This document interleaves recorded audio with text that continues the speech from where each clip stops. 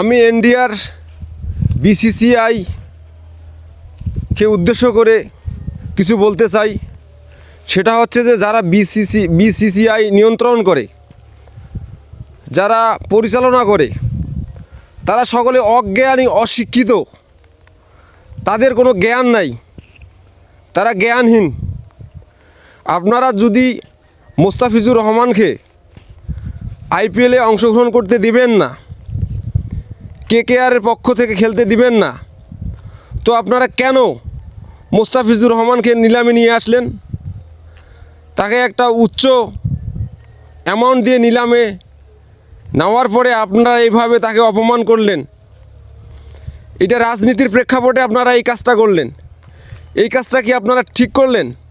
এই কাজটা মোটেই কিন্তু আপনারা ভালো করলেন না। একজন প্লেয়ারের স্বপ্ন এভাবে আপনারা ধূলিসাৎ করে দিলেন, নষ্ট করে দিলেন। আসলে খেলা কি? খেলা হচ্ছে একটা আনন্দ বিনোদনের মুহূর্ত, কিছু মুহূর্ত। তো এই মুহূর্তটা কি, বাংলাদেশের অনেক মানুষই আইপিএলকে অনেক ভালোবাসে, আইপিএল খেলা তারা দেখে।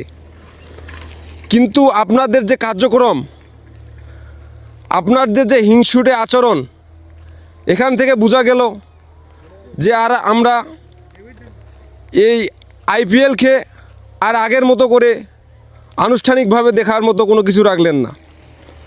আমরা আসলে যখন আইপিএল ইমেজ আসে, যখন আইপিএলের সময় আসে, তখন আমরা সকলেই আনন্দিত হই যে খেলা দেখে কিছুটা মুহূর্ত হলো আমরা আনন্দিত হব, এবং কিছু মুহূর্ত হলো আমরা কিছু উপভোগ করতে পারবো। কিন্তু আপনাদের যে কার্যক্রম, আপনাদের যে পরিস্থিতি দেখে এখন আইপিএলকে আমি ঘৃণার চোখে দেখি।